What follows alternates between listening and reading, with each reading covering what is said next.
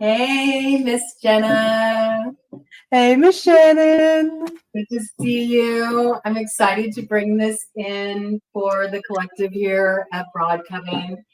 Miss Jena is a member at BroadCoven and a really dear friend and a good solid broad that I've known for a long time. And it's a pleasure to have her here. And we got a little surprise in store for you. We got some broads, cocktails, and cards going down tonight on this new moon in Aries, partial solar eclipse. There's a lot of action coming in with this lunar cycle. But I wanted to do something really special. I started out the Alchemist Academy level on members where we bring in different studies. And one of the studies we brought in was in the art of cartomancy. And I sort of shared my approach with reading and the initial members who signed up for that. I gave them the option of whether or not they wanted to tune in for um, dropping in with me and doing a read for the channel, showing what they picked up and taking the course and just gaining that experience of really putting into practice what they learned. And Miss Jenna's like, I'm all in, let's do it. And so this is something I actually want to do a lot more at the channel. I have some people I'm going to be bringing on that are going to be reading with me, and we're going to have a conversation with the cards, and it's just real chill. So get your cocktail or get your mocktail, whatever you want to do, and just come and chill with us for a bit. We're going to do a spontaneous read. We're going to do a portal report here. And I want to give just a second here for Miss Jena to introduce herself to all of you, because I want to respect her own voice and how she wants to show up and represent herself. So giving you the floor, Miss Jena. Thank you, Miss Shannon. I am Miss Jena. I first met Shannon through dance. Actually, we first met each other out in the community and then reconnected through dance. And I've been a dancer, a singer, a teacher of various things, a body worker. Presently, I do medical coding and billing locally, and I've been studying different of the mystical arts over the years, and it's a delight and a pleasure to get to do some fun wizard shit with my dear friend here. So. Yes, indeed. I'm looking forward to it. I'm so excited. I'm so excited for this. It's fun because I was telling Miss Jena, one of the things I used to love to do with my broads was have gin and tonics with cards, and we'd sit and we'd have a few cocktails and we'd read into the future, and we would also just, gab. We would just talk about stuff, talk about life and what got inspired by the cards we were pulling too. It was always a lot of fun. And I really like the concept of just coming together as a community like that in a virtual sort of reality space where people at home can also maybe even pull out their cards, and they can add in the comments like what they're picking up with what we're putting down. And I just like the whole vibe of it. It's sort of like a little hangout session and something that brings us together a little bit more as a community on a more personable level. So let's dive into it. We're going to go ahead and we're going to open up with the Arcane BS deck here because it's just one of my favorites. It's a lot of fun, and I think it matches the energy that's coming in, especially with Neptune about to go 0 degrees Aries this weekend. That's going to really provide an interesting, mutable, shape-shifting kind of environment. I've already noticed multiple times as I've been shuffling this deck here that I've been seeing good old May's face show up.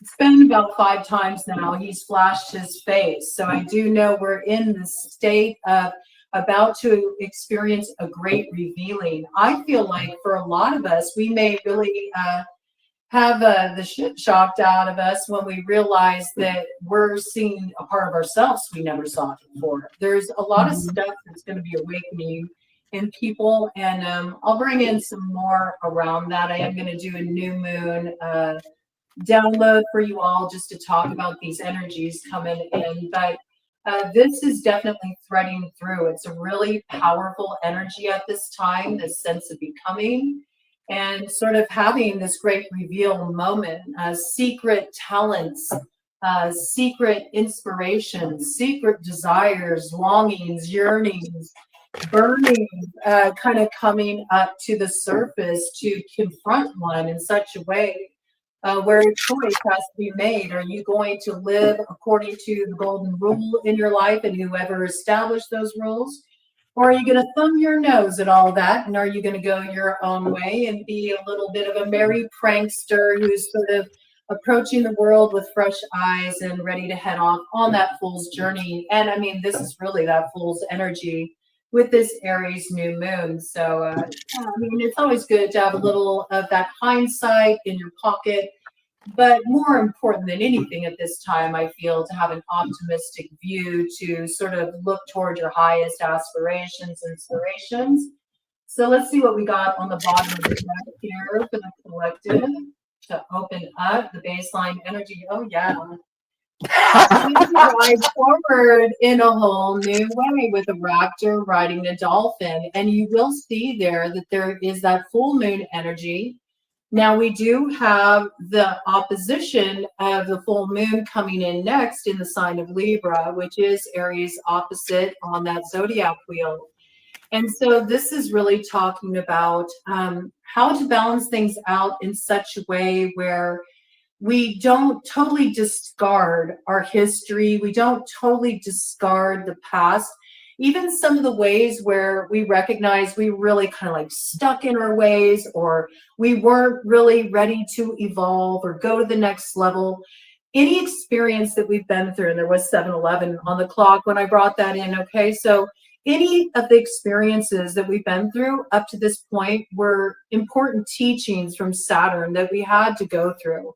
And we're now entering a brand new Saturnian cycle here. So we do have this energy of taking the best parts of our history and the lessons learned and that old stuff forward with us as we move forward in more of a playful way, in more of a sort of fluid way, a more mutable way, where we can really navigate those waters emotionally, creatively, also be able to integrate those experiences at the subconscious. And when I think of water quality, I also think of that ability to just flow and to be able to take on different form and to have that sort of fluidity that moves us out of a fixed position, and it makes so much more possible. But there's always the quality of what may be considered a more sort of fixed elemental, such as the earth. And remember that we need that foundation, we need that stability, even as we move into greater expansion, even as we try to bring those castles down from the sky and root them in our material reality. This is all something very important. And in fact, when we look at the dolphin, we think of the water. And when we look at the raptor, we think of the earth. And that makes me think of that imagery of temperance with 1 foot on the earth and 1 foot in the water, and the need to have that inner alchemy work where we don't discard the shadow, but we really understand it as an integration point where the blending of the two is what comes together to form our path before us. It's also about a matter of that divine timing, which is one of those things that we can't really structure, we can't really plan it out. We just know we're in the flow of it when we start encountering a lot of synchronicity. And I do feel like that's what's really going to come in here with this energy, is a lot of synchronicities that are almost acting as breadcrumbs that lead us through what was once a dark wood into a clearing where we can kind of have a new view of our future. And I do feel like that's what's going to be lit up with that Libra full moon. That's when a really significant cycle is going to find its completion, that opened up with the Libra ring of fire that we had back in 2024 on October 2nd. And so I see this as just really speaking of that, that way to move forward, that it's not about abandoning everything of the past, but understanding it's more of an integration point and taking the best parts of that forward with us as we head on up to that full moon in this particular lunar cycle. What do you get from this, Miss Jenna? I've always loved this card because it is, I mean, the entire deck is very surreal. But this one in particular, there's something about it. Maybe it's because I'm a Capricorn and it's the same integration of earth and water with a little bit of space. But this has always been a very special card to me. The other thing that occurs to me is that both of these animals are known for being fast. There is a speed to both of them, so it's a little bit of a hat on a hat sort of with the speed regard, but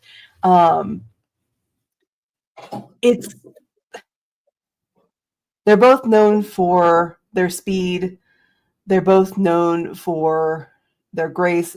Some of that with the raptor obviously is, informed by pop culture and things like that. And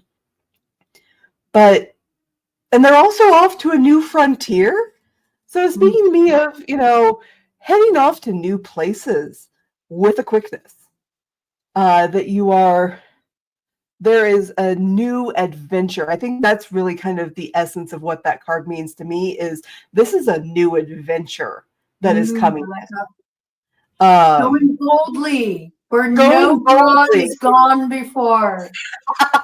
Precisely. The space component, because I mean, it does talk about the riding through space. They're riding through space. And I do feel like that's speaking of that liminal space too, between the past and the future. It's that space in between where things are in a state of becoming.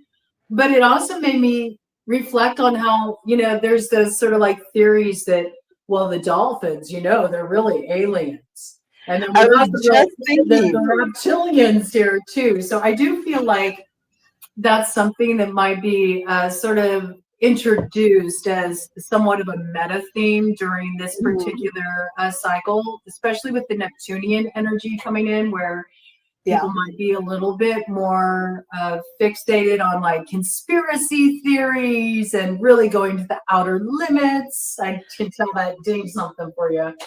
Well, and what else dings for me? I mean, yes, there's the Douglas Adams Hitchhiker's Guide to the Galaxy element of so long and thanks for all the fish. I've got, the dolphins were the only ones who were like, not only did the dolphins leave, they left because they're like, I see what's happening. Bye. I'm not sticking around for this. It's time to go. It's been fun. Have a good one. Good luck. And I'm not thinking so much of the idea of reptilian aliens so much as ancient elements that are native to Earth with the raptors. And the idea of, how to put this, the idea that something that has come in from the cosmos, come to Earth, is now taking part of something ancient from the Earth and return it to the cosmos. It's a exchange of Earth and cosmos. It's something from above coming down to below, dwelling with the below, and then taking the below to the above on a grand adventure. It's interesting because when you went into that, I had run through my consciousness, the star codes are awakening. So that's very interesting. And that may speak to people who have a strong resonance with that, where they really feel connected to certain star constellations and they feel like their sense of origin. But I did pick that up, like the star codes are awakening. And what that means, I have no idea, because I don't know what a star code is. Sometimes that's how the messages come in for me, and I don't know what it means until I sort of like research it. But that's what just ran through my consciousness. The star codes are awakening. Is it kind of feeds off that message you brought in about sort of like the relaying of information between the outer limits and so below, maybe so then it can activate that quality of so within, so without. I mean, maybe the star codes are something that awakens through our DNA, and then it awakens a certain potential with us. Now we're really going out there. So we know, we already know that things are going to go really out there in this particular lunar cycle. Well, and another thing that dinged for me was the idea of going home. That ultimately with the dolphin of going home, of things either coming home to roost. So isn't that funny? Just as you were talking about that energy, that the double caveman coming in. Yeah. So continue. I'm sorry. Continue. Oh, just that idea of going home. That's what a return to home. That's what came in with me. That's what the dolphins were doing, was that they were going home. It wasn't just a so long and thanks for all the fish, but that was that they were returning to where they belong. And with the double caveman there, that makes me think of, and again with the raptor, ancient things. This return of things that you know deep down in your guts, and bringing that up to a higher, more conscious, more I almost want to say ascended sort of level of bringing what's in the shadow up to the light, basically. Absolutely. And it's got like big origin story vibes. Mm-hmm. And the piece about the roots is something that's been coming in really strongly.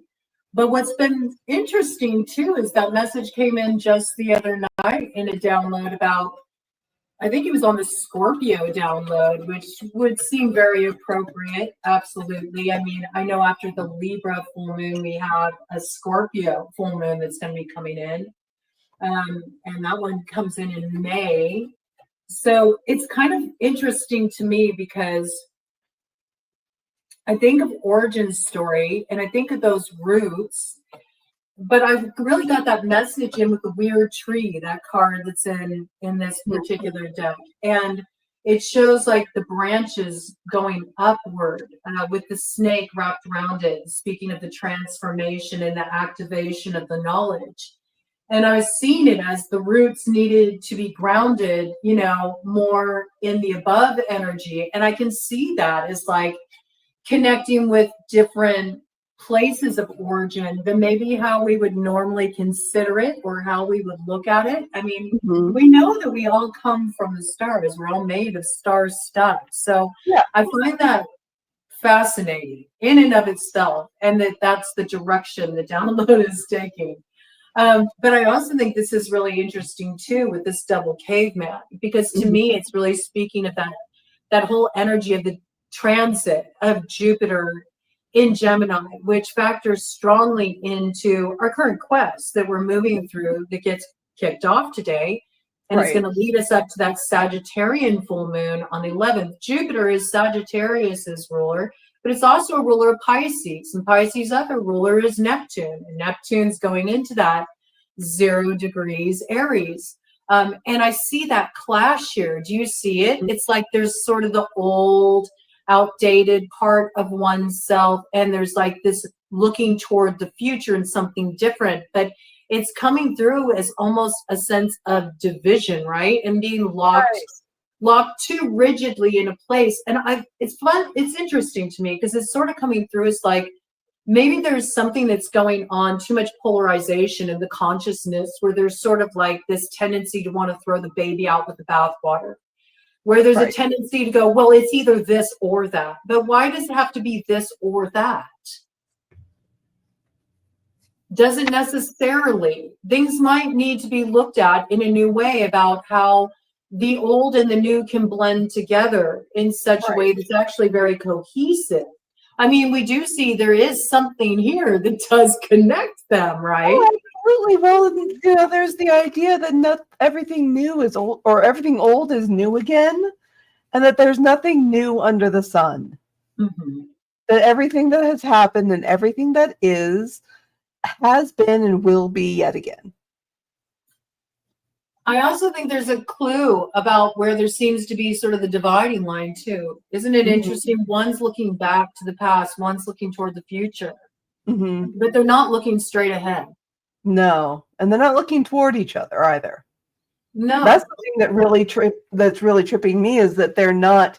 Well, if they did, they'd be like, now kiss. Fair. I don't know. Maybe that's what needs to happen. Maybe somebody needs to do it. Maybe somebody needs to do something like that. Yeah, maybe. I don't know. That is interesting. Yeah, they're not facing each other either. Kind of, off in their corners. I can see that.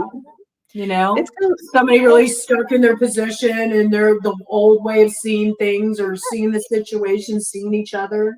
Yeah, they're like, no, I have a different view, and if you can't catch up, I'm leaving you behind. Well, and it's a direct contrast with the raptor riding a dolphin. Those two are looking the same way. They're going the same direction. They are moving. These guys are standing still because one has, control of one half and the other has control of the other half, and they're just standing there. They're not going anywhere. Look at their hands too. They're in fists, and a fixed hand is a losing hand. So there's no fluidity there. And that does speak of that energy with the Jupiter Gemini transit. It is about being able to learn how to communicate in a new way, be able to have more of perhaps even an optimistic view in situations where communication has been challenging, looking at new ways to communicate creatively, or how to express certain concepts, certain philosophies, certain spiritual ideals, how to move things into more expansive territory as well, not sort of be pigeonholed, and keep our communication in nice, tidy little borders where there can never be that sort of cathartic process of something that's been a very fixed pattern coming undone, so it can come together in a new sort of way. Yeah. All right, let's see if we get anything else on this, and then we'll do a cut of the deck, and then we'll dive in with the cartomancy. We'll just get some more messages coming in. We'll see if any characters pop out. I mean, nothing else wants to come out there. So that seems like that's sort of like the baseline energy here. So let me do a cut just to open up this energy for the collective. Oh, we got the pantless beekeeper here. Okay. I mean, to me, this really speaks about somebody knows, where their honeypot is. Like, they know what that sweetness is that they want in their life. This is somebody who is very clear about what represents the nectar of life to them. But there's something about it that they're afraid to really show up and represent that in the community. They're afraid it'll stir up a buzz of the hive mind, and everybody will have their opinion, and those opinions or those projections or those judgments, they might sting a bit.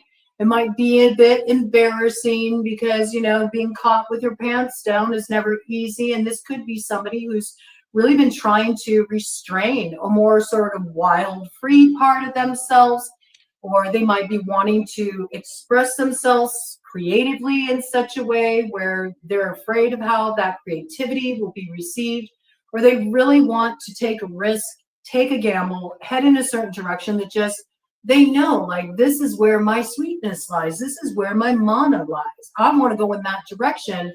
But at the same time, they feel like they got to protect themselves because they're afraid of the swarm that will come as a direct result of that. So as you were talking, I did a cut of my deck. For one thing, before I show my card, this is the alternate tarot deck that I got. Oh, wow.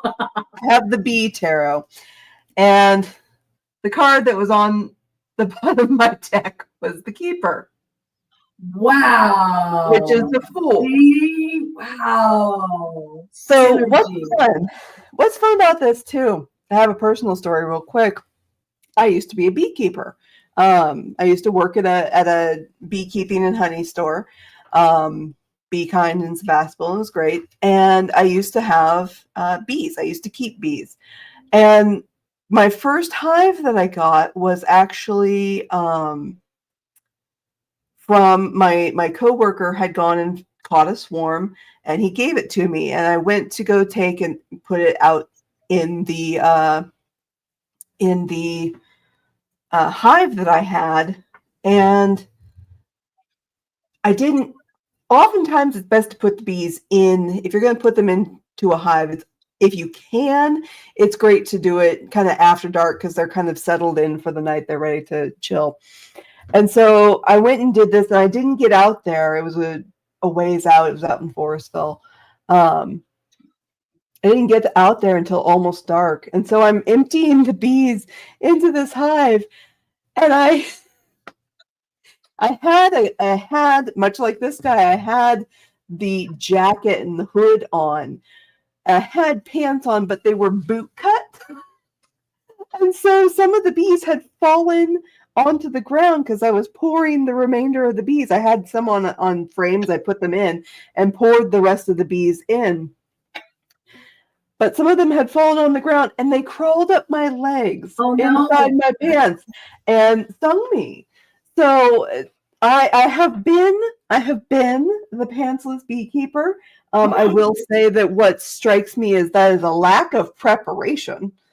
Ooh, okay, I love that. A lack of foresight, a lack of preparation, not making sure that you have the correct tools to protect yourself and to protect the bees either, because as soon as the bee stings you, it's going to die, unfortunately.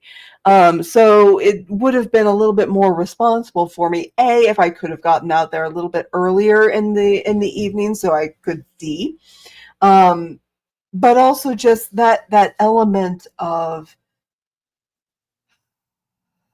poor stewardship, not bad stewardship, because the majority of the bees ended up in their hive, no problem.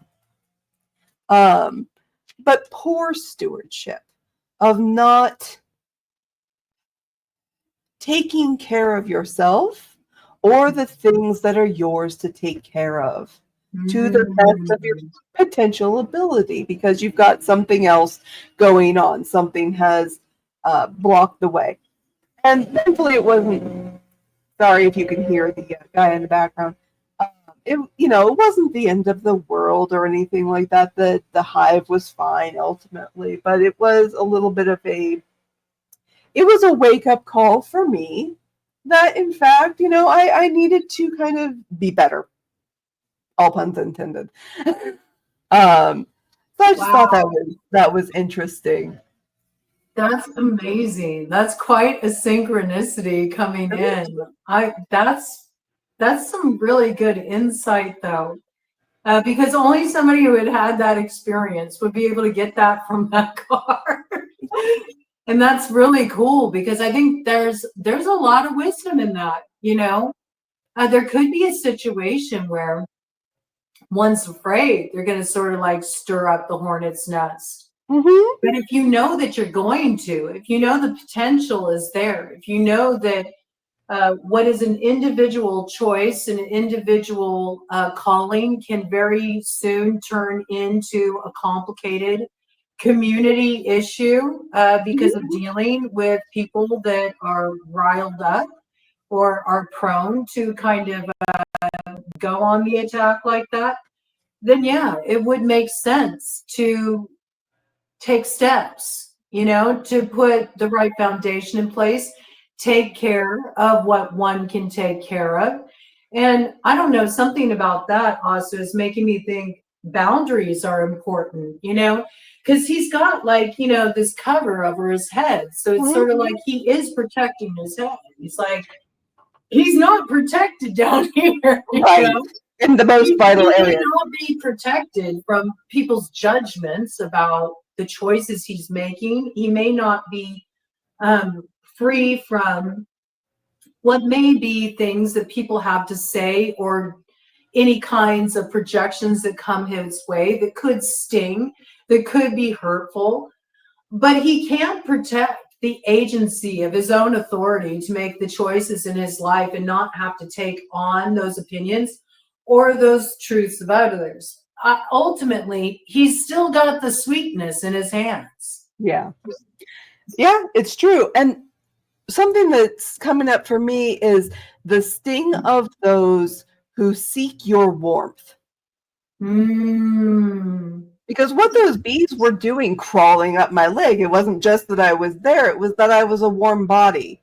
And because bees are social insects, they keep each other warm. So what those bees were doing crawling up my leg inside my pants was looking for warmth, looking for safety, looking for togetherness, that, in an inappropriate place. In a place that was not actually going to give them the safety and warmth that they were going to look for. But something about that, the sting of someone seeking your warmth inappropriately, that feels like a message for somebody out there. Just be aware of those who are looking to take advantage, is how it's coming in, take advantage of your warmth and protect yourself from that. And it also makes me think of the quality, just you bringing that piece in too, about the safety that people find in others when they group together too. That there is a certain insulation that comes with that, even if they are targeting a particular person in such a way that violates that person's sense of safety or comfort. Yeah. That kind of coming out too. I mean, I do feel like that energy is out there. There is some interesting sort of shadowy energy in tandem with that we do need to be aware of. And I think it's like you were saying about the precautionary piece, make sure you're taking precautions, make sure you're taking care of the things that are in your charge to take care of. And one of the things we're in charge of taking care of is our boundaries, is making sure that we're taking care of ourselves and our own needs and our own feelings about what it means to have a sense of community, what it means to feel safe, what it means to actually allow another into our space, to connect with another, all of these things. But those are things that we have to determine for ourselves. And I think it's when we sort of negate that responsibility and we sort of put it in the hands of other people rather than recognizing that it's up to us to sort of manage that, manage what really does meet our needs, what doesn't, what does feel right, what isn't unacceptable, that we can put ourselves in a position that can be not only revealing in a way that's very uncomfortable or can put us in an embarrassing situation, but it also can be something that it brings a certain sting with it, Yeah.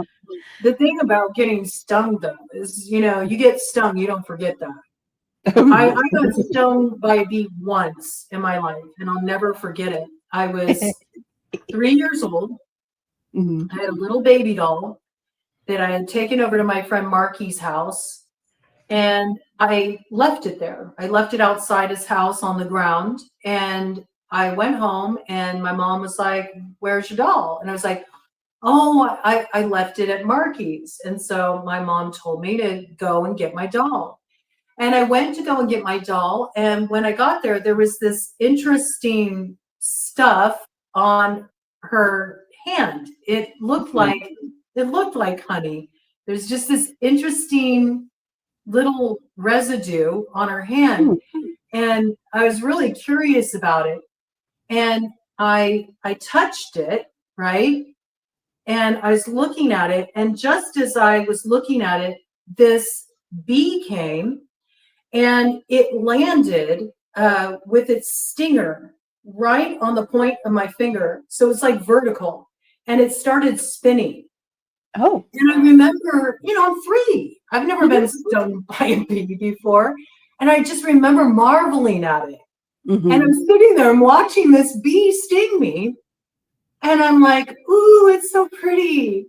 Like, it looked so pretty. It looked like it was dancing, like it was pirouetting. And I just thought it was just this magical thing until I felt the pain of it.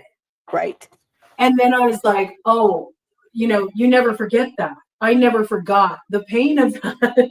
Even though it happened to me when I was 3. And so I think there's a little piece of that too. It's sort of like what you were talking about, you had that experience. That's something you're never going to forget. It taught you certain lessons. And so there's that quality too about be aware of what may seem sweet on the surface, what may seem like that's that thing that's like your nectar of life. That's your ambrosia. That's that thing that you just really want to get for yourself, because you may get it.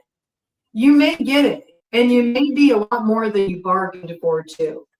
Because there is that sort of energy out there right now. There's a little bit of, we got to remember Neptune is a very sort of glamour oriented planet. It brings very interesting energies with it. Let's see what's on the other side here. For a lot of us, this is coming up in the area of intimacy. This card is definitely about sex. Okay, that's what it says. This card is definitely about sex. So I think that, somebody may be making a decision about this too, especially with all these pieces that came in, do I go there? And when I think of sex, I think of procreation too. So we're not just looking at connecting with others on an intimate level, but also what are we creating? What are we wanting to create for ourselves? What are we wanting to create in our lives? What new beginnings are we considering here? And so I do feel like there's something that's being weighed up here. There's some kind of transformation that has already taken place. Some kind of knowledge has been gained. And there's been a lot of sort of hanging around trying to figure out, do I actually, go for this or not, right? And this is funny because with the raptor riding a dolphin that came in, it reminds me of, you see all the time that riddle, which came first, the chicken or the egg? Well, the egg came first, obviously. There's animals that came before the chicken, and they came from eggs. Reptiles often come from eggs, so fish come from eggs. It's this kind of energy too, of sort of like considering, again, the origin of something.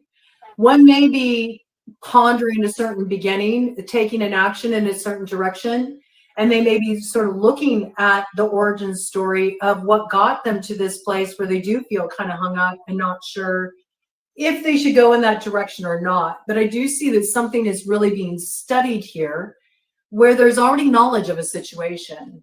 And it does give me those vibes. It's like, it's time to make a decision. You're either going to enact the creative cycle and you're going to go for this new beginning, or you're going to hang it up and let it be done and chalk it up to something that was a lesson that brought you a certain sense of self-reflection.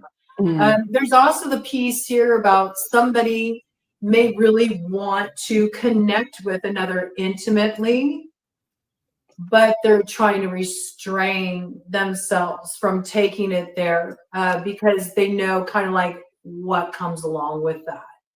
Yeah. Well, what I see there is that there's not only the egg, but there's also the noose. So it's the beginning and the end in one thing right there. Yeah, there's... Yeah, that's the main thing that stuck out to me personally on that, was just that there is both the beginning and the end are both apparent at the same time. True.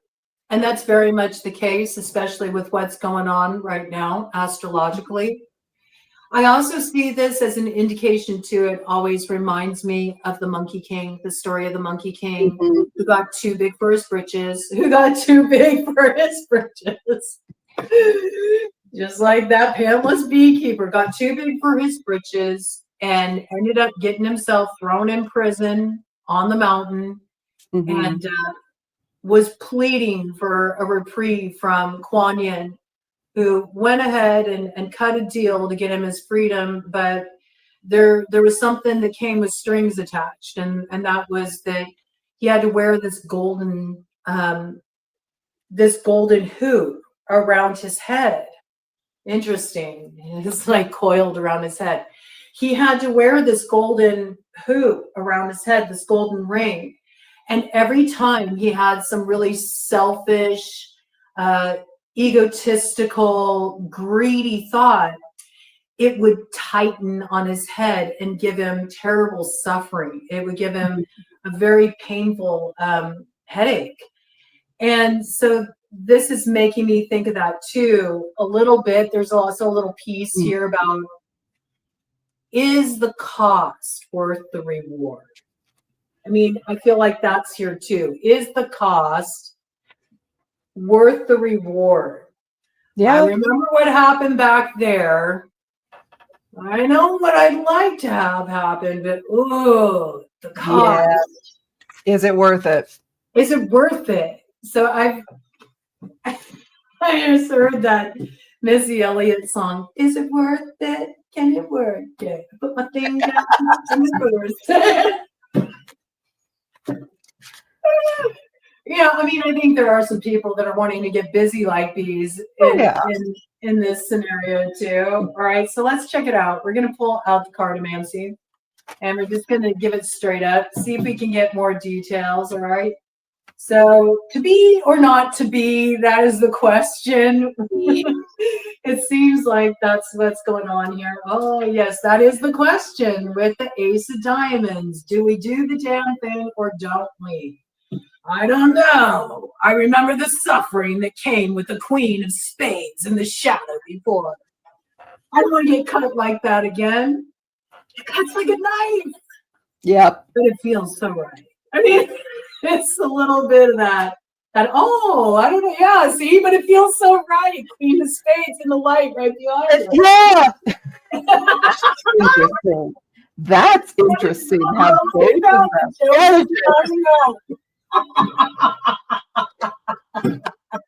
So if you can't choose, you're a joker. Hey, I mean, the energy is tricksy, but it's also fun. I mean, we have to remember that about the Aries energy is really enterprising. Aries is more apt to throw caution to the wind. Aries will always root for the underdog. Aries will lead the charge. Aries will take the risk. Aries loves to be enterprising, bold, and playful. Okay, so sometimes it makes them a little impetuous. Okay, it can challenge them a little bit. And certainly for those out there in the collective that are Libra risings, you have to remember you're an Aries descendant. Okay, so maybe this is kind of an interesting message coming in for Aries descendants here. Also, I'm picking up Aries Chiron, okay? You may be really challenged to sort of let those scales come out of a state of balance a little bit, let them swing a little wildly like a pendulum while you figure out where your center point is. There may be a need to not be so sort of like held in the chrysalis space, but take the risk to become and know that that's sort of a messy process, and throw caution to the wind a little bit. Maybe take a few more risks. Maybe be a little bit more daring and let some sides of yourself be seen that haven't been seen before. I feel like in cases where that applies, there's reward on offer for that, okay? I almost feel it's like somebody's been playing too safe. Somebody's been too shut down. Somebody's been too much in the harsh energy, like considering like what could go wrong. Instead of just being open to the adventure without having some preconceived idea about it. Because the fact of the matter is you don't know how it's going to go. You don't know what's going to happen. Ultimately, I have a guest star here. Here comes the black cat. She agrees. With the black cat, that reminds me of that card. Yes, it's coming in. I'll try to find it while you give your point. But fortune meets opportunity. That's in my mixed oracle card deck. I think that's what it is. It's sort of like the ways that we can view a situation may not necessarily be totally accurate. There may be too much fear or reticence involved with a process that could stand for a dose of just do the damn thing. Like that's kind of, if you've been weighing it up that long, are you really going to be satisfied if you don't at least explore the possibility? Probably not. And it could be the very thing that's held you back for so long, that's been haunting you. Yeah. Is the stuff that brings you the opportunity you're looking for. Yep. You're just kind of in this place where, because it's the unknown, because you have preconceived notions, you sort of cut off the past to the future. When really what's coming in is midnight, the most magical hour of all. But it does require we go against the grain. Okay, so that's interesting. And it's funny because right behind that, you were bringing up that piece about home. There's the hearth. Oh, yeah. And it's warded, it's protected. It's protected by something that at first appears scary, too. So that's kind of interesting, too. A little bit of smoke and mirrors here. A little bit. What are you picking up in relation to that? Well, it's interesting because the bottom of my deck is again the Ace of Hearts, followed by the Poker Guide. So some sort of journey of like, this is how, of instruction in, like someone, what's hitting me is someone learning about how to love, how to love better, how to win at love, that there's a method to it. I suppose, I mean, obviously there's not always a method of how to win at love, and love isn't, well, I mean, love is a gamble, isn't it? Love is an outlaw. Yeah. So that's just interesting to me, but then right behind that is the Ten of Hearts. I know that is different in cartomancy. The exact meaning in cartomancy is escaping me, but it's different, as I recall, from what is in the tarot of like the Ten of Cups, which was, wish fulfillment and everything like that. But yeah, and all that don't matter. All that matters is, what is it speaking to you right now? Because the cards are merely just a way for you to focus your awareness that allows you to clear the channel for the messages to come through. So don't get too tripped up on that. What's coming through for you around that? What's coming through to me too is, again, a journey, a grand adventure from Ace to 10. Moving through the process, like a personal evolution is what comes to me. Of like someone here is learning how to go from one point to the other. I like that. Yeah, and I'm seeing 333 on my clock over here. 633 over here. Yeah. Yeah. Yeah, that idea of love is a journey, love is a gamble, love is an outlaw, but the warmth of the hearth fire is also, that you were just showing, is also coming up for me of like, that is so much of the journey of love, is who is willing to protect your heart How do you protect your heart to keep your hearth fire burning? And that's interesting because that piece came in about, what are we responsible for, right? Yeah. What do we need to take care of? It's like ultimately we're the ones who tend to our hearts. Yeah. Something that hit me a few minutes ago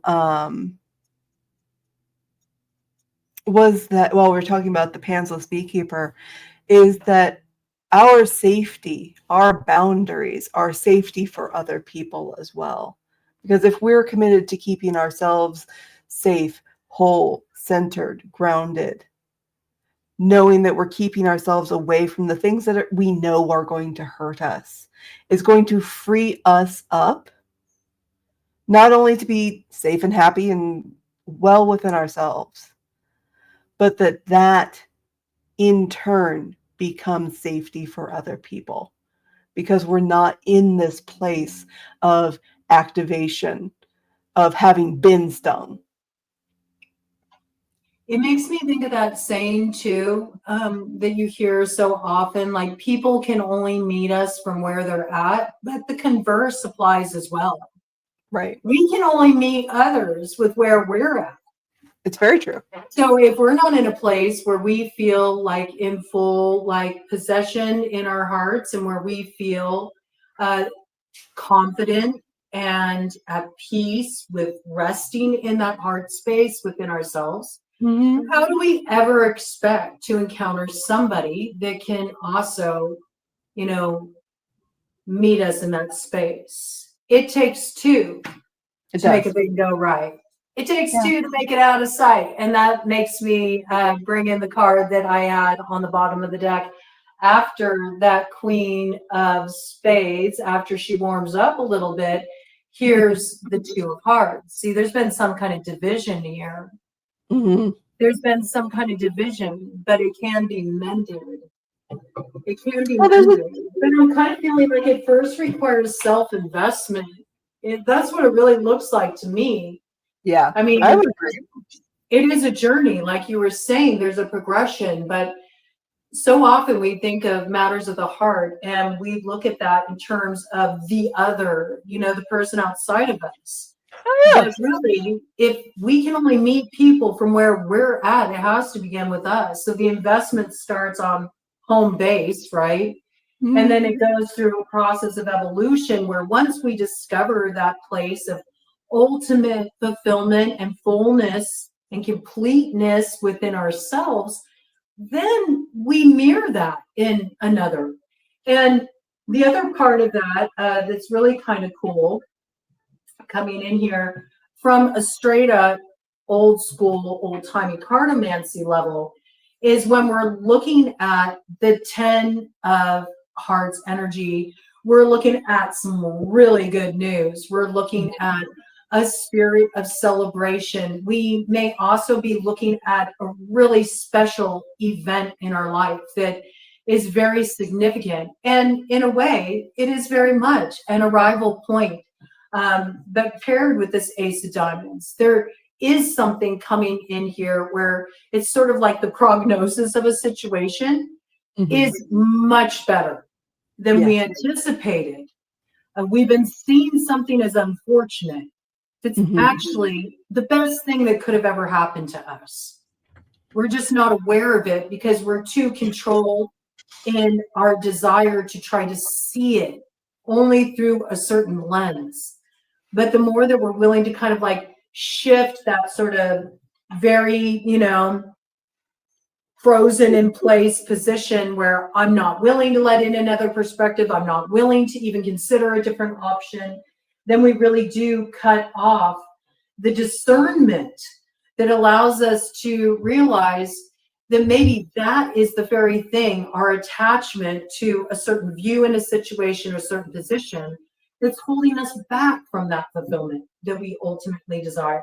And when we realize that, that's when we find the unification point. And what we experience inside is mirrored to us on the outside through another or through our life experience and what's showing up on our path. Well, and what that card is, that Two of Hearts with the division is reminding me of, it's reminding me of that Pink song. Tell me we're not broken, just bent, and we can learn to love again. Mm. There was also a thing a moment ago. Goodness, it reminded me of the pre-draw that we did, or that you did, before we started recording, where we were talking about a need for tough conversations, for things being blown out of proportion, for hard conversations that were needed for reconciliation, and that comes back around to me in my mind for the the damage on the Two of Hearts card. That maybe there's somewhere where something's been bent out of shape, something's been damaged, something's not the way that it was before, but in order for reconciliation to happen, in order to get from point A to point B, in order to have the Queen of Spades warm up, that somebody's out there's got to have some hard conversations, some vulnerable conversations, some very vulnerable conversations. And just because you're being vulnerable, again, does not necessarily mean that you can't be completely unguarded, because, again, in your vulnerability, you need to keep yourself safe enough within yourself. But you do need to unveil the tender parts of yourself to have that reconciliation and that warmth grow. It's interesting because I feel like it's the balance of the shadow and the light. Mm-hmm. Like you can't abandon one for the other. Right. It's like the sum totality of one's life experience. And I'm getting this piece, especially because of the new moon energy coming in with Aries, that all of this is sort of usually projected on coming together with another. It's more coming from a standpoint of individuation. Yeah. It may allow us to ultimately step into something like that. But what I find really fascinating about what came out while you were, sharing what you were getting there, is we do have the Four of Clubs in the shadow as a crossing influence. And with that, we have the theory of 11 in reverse. So somebody is currently aligned with something that ain't it. And it could be the way they're seeing themselves, or the way they're viewing the possibilities before them. It can be a relationship they're in. It can be a work situation they're in. It doesn't really matter. Whatever it is, it's something that needs a brand new perspective. It's something that needs to be recognized, that somebody has maybe been playing the role of May's face. I mean, May's face introduced so many times just in the pre-shuffle. And I think that that's something that needs to be uncovered, and can only happen when one sort of pulls their focus away from everything outside and really just looks at oneself. Because what's interesting is what came up on the bottom of the deck is we got this Queen of Hearts energy, a water forward. But this may be what the Queen of Hearts feels. The Queen of Hearts feels this fullness in the heart. They feel this love. But because they're sort of treating the arena of life, you could say, in a competitive way, or a game of poker where you have to have a poker face, where you have to put on a certain air, or you have to make certain strategic moves, or you never reveal your hand. She comes forward in such a way where it's manipulative. Why is it manipulative? Because so much is a mystery, so much is concealed, so much is not revealed, so much is hidden, and then is confused, okay? When this is what's encountered. Jack of Clubs to the Five of Hearts in reverse in the shadow. disappointment, not finding the union one expects. Instead, finding situations where they're fly by night, opportunities come and go. There's nothing with any kind of longevity there. There's nothing that sticks. There's no true partnership. There's no true meeting of minds or merging of souls. There's none of that. And there's actually like something coming through very strongly here with the 9 of clubs in reverse, that it's not wise to continue to engage in this kind of behavior. Because to continue to engage in this kind of behavior leaves one open and defenseless to real injury here with the 10 of spades.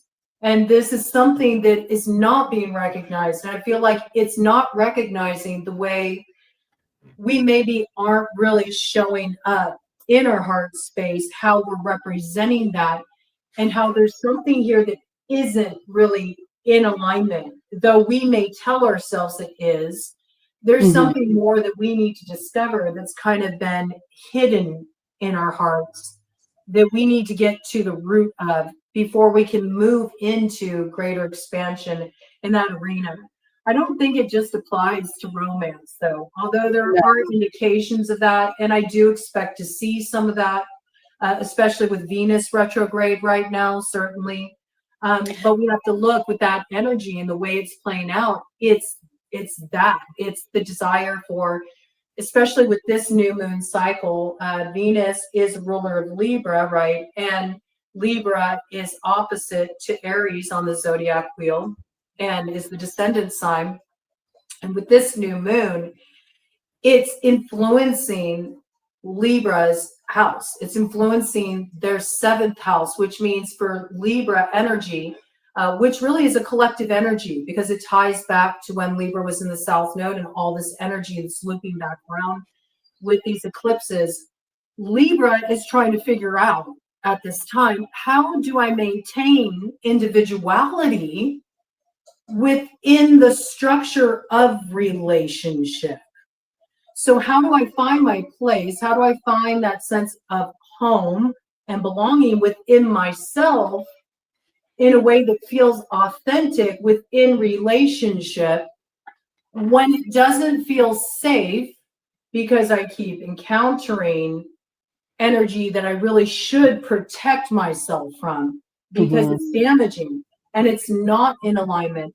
But there's this need to recognize that the source of misalignment is coming in the way that one is presenting themselves to the world. Because that first house is all about your image. It's like who you are in terms of your personality, what you show the world. But there's this piece coming in. This is why we're in this state of flux and becoming, because there's this piece that's like, yeah, but who you really are, you're not really showing all of that to the world. Because of the fear of the sting, because of feeling you need to protect yourself. But there's something that needs to be understood, that the true strength and empowerment comes in not being in that fear space. Because as long as we're in the fear space, we're relegating ourselves to the valley of the shadow of death.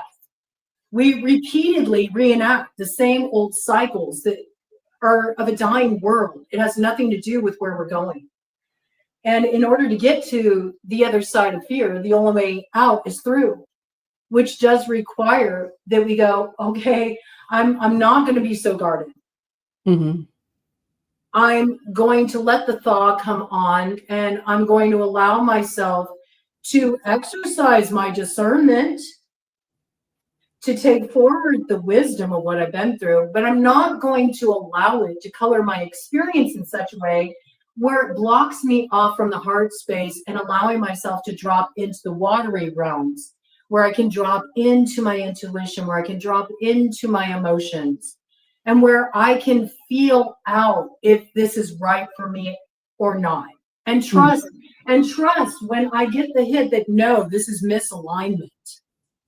Right. This isn't my 11/11 moment. This isn't my moment of coming into that place of perfect timing, perfect alignment, synchronicity when the paths collide and merge as one.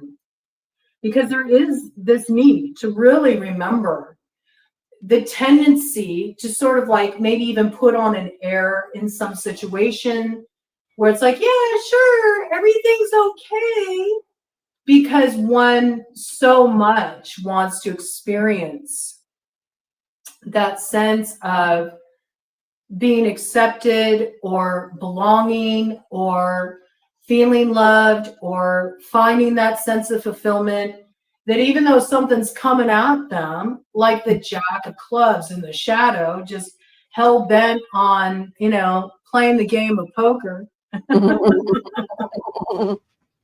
that what really is on offer here is something that's only going to lead to disappointment. It will never be what one desires it to be, because we refuse to recognize that we already know it's not in alignment for ourselves. That's ways we sort of pull little trickster medicine on ourselves by thinking, oh, it's like that now, but I can change that. No, you can change yourself. Yes. And you can change your choices. It's the only thing you have control over. It's true.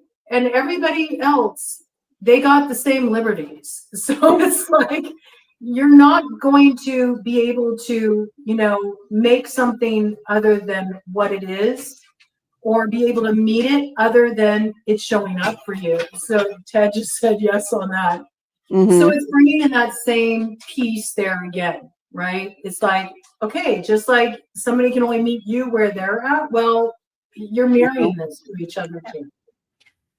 Well, and something that dinged me a few minutes ago too was that sometimes the hard conversations that you need to have about love, about your situation, about whatever's going on with you are with yourself. Because again, ultimately, you have no control over what another person is thinking, what another person is doing, where another person is. You only have control over what's within yourself. And sometimes when things like this get pulled up, when old things get brought up into the light, when they get ascended up to where you can see them for a big adventure, sometimes you need to have a conversation with yourself about, okay, what is this? Where did this come from? Why am I reacting to this way? What do I need to do about that so that I love myself? So that I take care of myself, so that I can show up the way that I'm hoping to. For outer matters, I have to show up in my inner matters first. Very true. That was just something that came in a few minutes ago as we were talking. Very true. Very true. I feel like this feels pretty complete to me. I think I like the idea of getting an oracle card. Okay. It can kind of encapsulate an area of focus or something for the collective to keep in mind while journeying through this lunar cycle. How does that feel to you? That sounds excellent. All right, why don't we give our perceptions with what we pull in here? And I'm going to go ahead and just get one oracle card. I'm not going to look at all the bottom of the deck energy and all that, because I feel like we covered a lot of territory here. And I don't know, this might be my new moon download for today, because I feel like we covered a lot of that territory of what's coming in.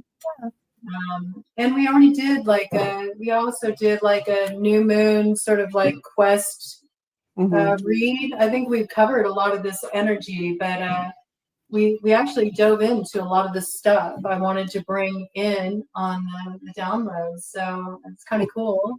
So you got to bring in that new moon download with me for the channel. I always enjoy this. I love like partnering with other people, reading with other people, and just having a conversation with the cards, because there's so much, that can come forward through another person's perspective. And then it opens up new things in my consciousness, it makes me look at things in a new way. And I love that. I think it's really cool the way collaborating like that, like bringing our energies together, that we can learn so much from each other. So I like this whole concept. And I do dig the concept too, like people, pulling out their cards and, some comments and like, yeah, this is what I get, around this. So I kind of like this concept. I think I want to do more of this on the channel. I think it'd be a lot of fun. I think it would be a lot of fun. I'd certainly enjoy watching this. Yeah. All right, let's check it out. Overarching theme, spirit for us in this particular lunar cycle. Okay.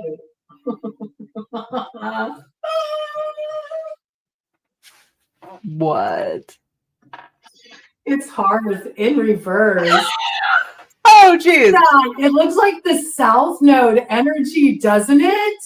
It also looks like a chalice.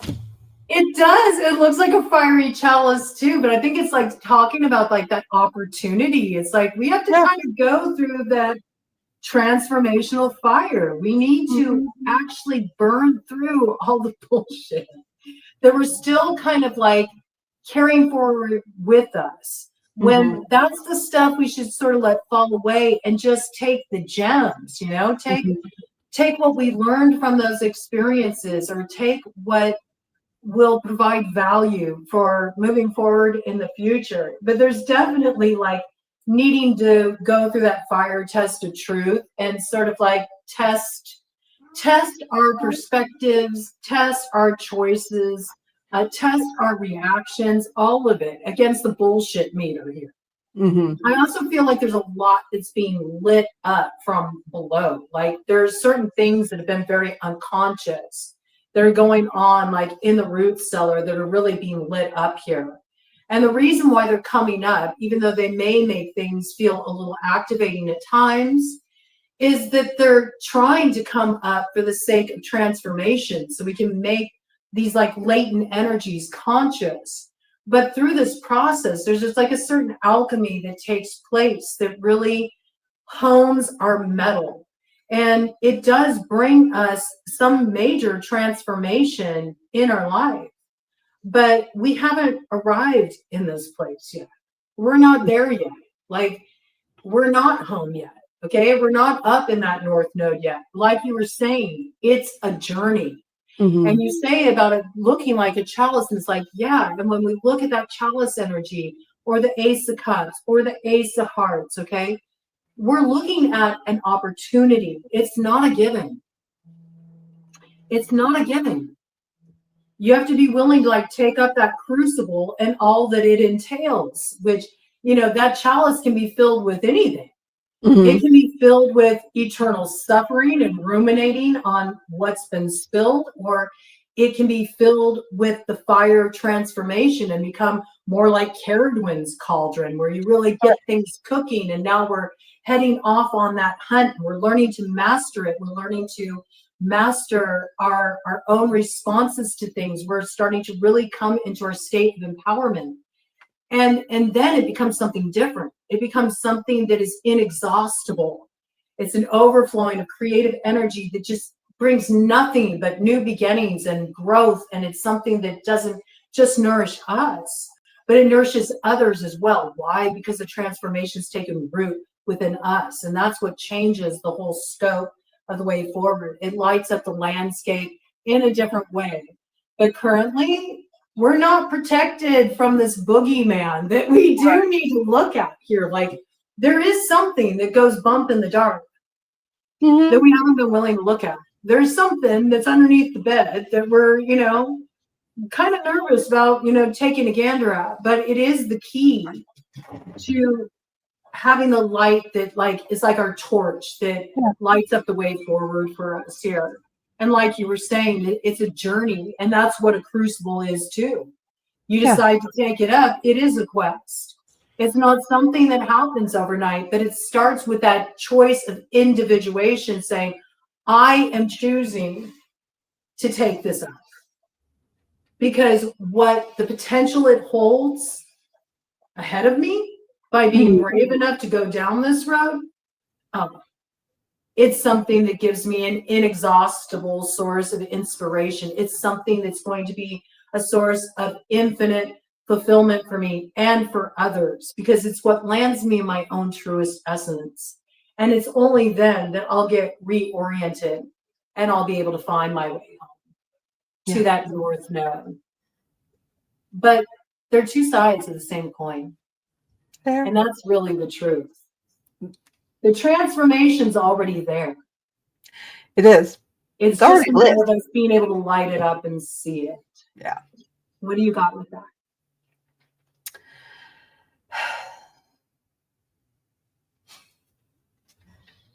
I think that covers it, honestly. I had thoughts a minute ago, but no, what you just said feels complete. Yeah. The things that came up for me were just much like the crucible. That's what it was. It was that you're burning off the dross. And that's what a crucible does. Dross being the impurities in metal, testing your metal. And that the purpose of a crucible, is to remove those impurities from a metal so that it can be used, so that it can be worked, so that it can be turned into useful things and not just a lump of very hard dirt. Elemental dirt. But that sort of refinement, and it did bring up again for me the idea of it being inner work. That it feels like there is a lot of inner work to be done, that there are a lot of old things that are likely to come up in this cycle here. And especially in this next 72 hours, which I love when old things get brought up. That's my favorite. I've had a lot of old things coming up lately. I'm like, oh, well, this is coming to light. This is coming to light. That's great. Love it. And while that can be very tough, it is better than leaving it there. It's better to go through the refining fire, to go through and burn off the dross, to make yourself malleable, to make yourself useful, to go through the vessel of transformation, than to sit in that place, in that lower place of being stuck, of not moving forward, of not being useful to yourself, ultimately. And the journey is well worth going on. Ted agrees emphatically. I know he saw his little nose poking up there, but he's been shaking. I saw him. Ted is always down for a journey, aren't you, Ted? He is. He's the little dog that's chasing after the fool. Only he's like, wait, take me with you. He's not cautioning you. He's saying, hey, wait, take me with you. And hey, you got treats for me in that knapsack. That's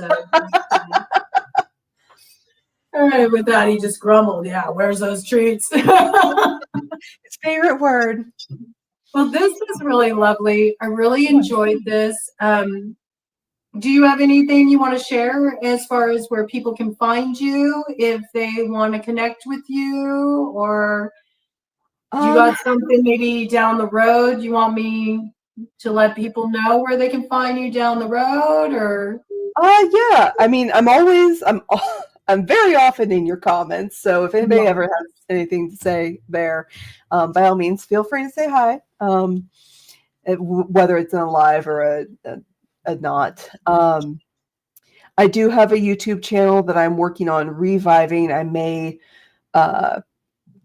reboot it as something slightly different. My vision keeps changing, but presently the content on it is a little old, but the idea remains. And the channel's called Bobbins and Broomsticks, and it is where I'm going to be blending, handcrafting, particularly spinning of fiber, and lullabies, folk tales, bedtime stories, things like that. Kind of an idea of slow TV, things that are not only preserving our old crafts in fiber arts and things like that, but also the old stories. Because I think that there's a lot to learn in our modern day from both of those things. So it's bobbins and broomsticks. If it evolves into something else, that it will be notified on there. There's a few old poor quality things on there still, but I am in the midst of recording new content to get it up and running in the next few weeks, hopefully. So lovely. And I'll make sure to pin a link to your channel in the comments so people can find you and connect with you. And yeah, I'd love to do this with you again sometime. I had a lot of fun. I enjoyed it. And I hope you all who are going to be tuning in for this enjoy it too. And do look for more of this coming in, because I really want to sort of foster a community feeling here, you know? Yeah. And even bringing in members of the community in this way. I think it's really cool. And I enjoy connecting with people and collaborating in this way. So I think we all need more connection. Yeah. Thank you so much. And thank you, everybody tuning in. And yeah, go check out Bobbins and Broomsticks and enjoy as we head into this interesting new moon liminal space. It's going to get a little out there. It's going to go a little outer limits. It's going to get deep, you know, but the potential, what's on offer, it's worth dreaming the big dream, I have to say. It really is, because I do see that where there's bravery, there's really an opportunity for ultimate fulfillment on offer. All right. Take care. Bye.